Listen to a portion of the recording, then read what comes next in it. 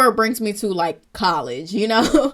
When I got to college, let me just tell you something, okay? If you're a dark-skinned girl and you like athletes and you think you about to snag you a D1, let me tell you something right now, it ain't gonna happen. That's never gonna happen. Ever, ever, ever, ever, ever, ever, ever, Tiffany. Ever, ever, ever in a million years. Ever, ever, ever, ever. Ever, ever, ever, ever, ever. It's not gonna happen, I'll tell you that much. But if you are a dark-skinned girl, don't even try to look in that direction because they're not gonna be checking for you. And if they are checking for you, I promise you, they're only checking for you because you benefit from Featurism. Okay? Because I've had a few athletes who came in my direction trying to talk to me. And I later found out that they only fucked with me because I was the dark-skinned girl that benefited from Featurism. And for those who don't know, Featurism is discrimination based on somebody's facial features.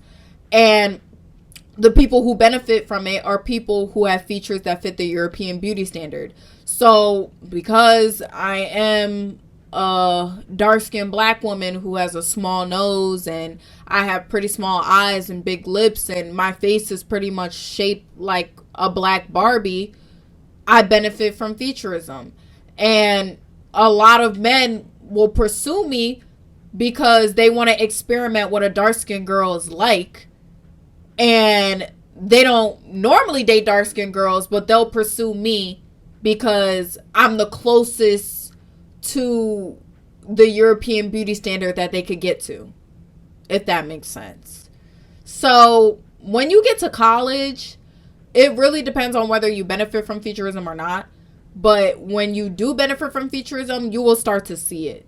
You may see it in high school, but I started seeing it in college. I didn't even know Featurism was a thing. I'm not going to even lie. I didn't know Featurism was a thing until I started my platform and I had got into a relationship, and he had basically 6 months in, he had told me that he doesn't really date dark-skinned girls like that. And he only dated me because I was an experiment, and he didn't want to go after the dark-skinned girls with the big noses and with the 4C hair. So he had to go after the one that looked like the black Barbie. And these are his exact words. And that was the first time that I found out that I benefited from Featurism. Like, I didn't know Featurism was a thing until I literally had the real life experience with it. You know what I'm saying? I didn't know it from like online, like, you know how we learn things from like social media and textbooks. This stuff is not in textbooks. They don't even talk about colorism in textbooks or anything like that. So like colorism and texturism, I experienced that through real life experiences. That's how I know about these terms. And when it came to Featurism, I had to learn about it through a real life experience. Like I literally had to learn about it through a man telling me why he pursued me and why he likes me. And that's how I figured out like I benefit from Featurism. And it changed my whole view on the world, because before, I used to think that I didn't have to do my homework on men. I thought that that was a job that only white women and light-skinned girls had to do. If I was a white woman or a light-skinned girl and a black man pursued me, I would always ask the questions like, why is he pursuing me? Is he colorist? Is he racist? Does he not like black women? Those are the questions that I would ask myself. Now, obviously, we know a lot of the preferences don't ask themselves these questions, and they get in these relationships with these colorist, texturist, and featurist black men. But, you know, that's what they're supposed to be doing. So as a dark-skinned girl, I'm thinking, you know, I'm a dark-skinned girl. I don't have to ask these questions. I don't have to do my homework the way light-skinned girls and white girls do.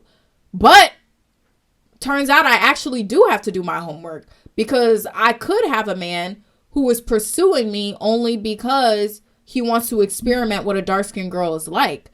And he's normally not used to dating dark-skinned girls, but he used me as his experiment because I have features that fit the European beauty standard. And now when I date, that's a question that I ask myself. Before, when a man pursues me, I always have to ask, like, all right, why is he pursuing me? Because Before it was, all right, well, if he's pursuing me, obviously he likes dark-skinned girls. Now it's, all right, why is he pursuing me? Does he actually like dark-skinned girls, or is he just pursuing me as an experiment and I'm the perfect toy to use for your experiment because I'm the closest in proximity to European beauty standards? This is a question that I now ask every single time a man pursues me. Every single time. And there are certain questions that you can ask too. Like, okay, so have you ever been with a dark-skinned girl before? Have you ever been with a girl as dark as me before? Don't be afraid to ask those questions. Like, do not be afraid to ask those questions at all. If you are a dark-skinned girl, you should feel very comfortable asking questions like, have you ever been with a black girl before?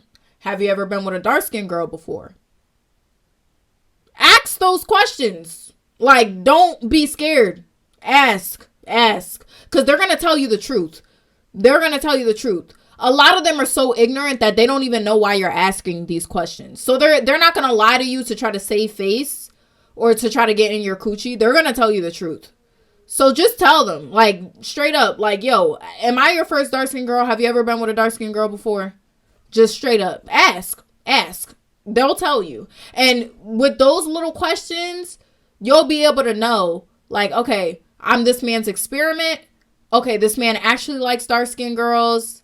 This man doesn't like, dark-skinned girls at all. And this, you'll be able to tell by asking those simple questions. And I want you to feel comfortable asking those questions. So that's my advice to you when you're dating.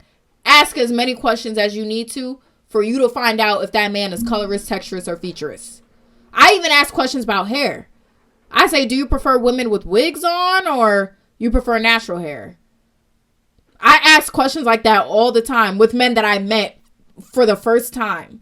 Because you got to know. You really got to know. Like, is this man colorist? Is he texturist? Is he featurist? Like, because if you find out later, like 6 months later, and you already like have feelings for this man and everything, it's going to be harder for you to leave. And it's a lot more emotional damage to repair later. Trust me. Okay?